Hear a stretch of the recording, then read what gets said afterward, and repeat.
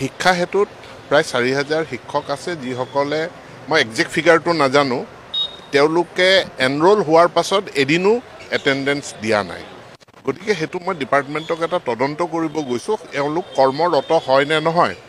যদি কৰ্মৰত নহয় তেওঁলোকৰ এদিনো এটেণ্ডেঞ্চ মই দেখা নাই গতিকে হেতু বিহিত ব্যৱস্থা গ্ৰহণ কৰিবলৈ মই নিৰ্দেশ দিয়া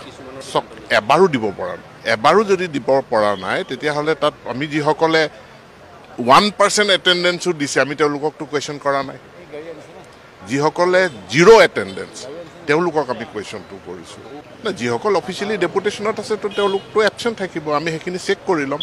মই ডিপাৰ্টমেণ্টক এইটো তদন্ত কৰিব দিছোঁ যে why they are absent their attendance is 0 একেবাৰে এবাৰো দিয়া নাই এটেণ্ডেঞ্চ মই সেইটোহে এই মুহূৰ্তত তদন্ত কৰিছোঁ 0 এটেণ্ডেঞ্চখিনি এনকুৱাৰী হোৱাৰ পাছত তাৰ পাছত আমি ক্ৰমান্বয়ে যিসকল বিল' 10% বিল' 20% আমি এনেকৈ গৈ থাকিম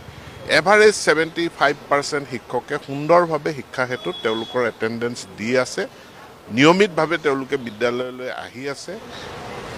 15 to 20% শিক্ষক তেওঁলোক ইৰেগুলাৰ আৰু সেই ইৰেগুলাৰৰ ভিতৰত একাংশ আছে তেওঁলোকৰ 0 এটেণ্ডেঞ্চ সেইখিনি আমি এনকুৱাৰী কৰিছোঁ হয় ছাৰ বাইদেউসকল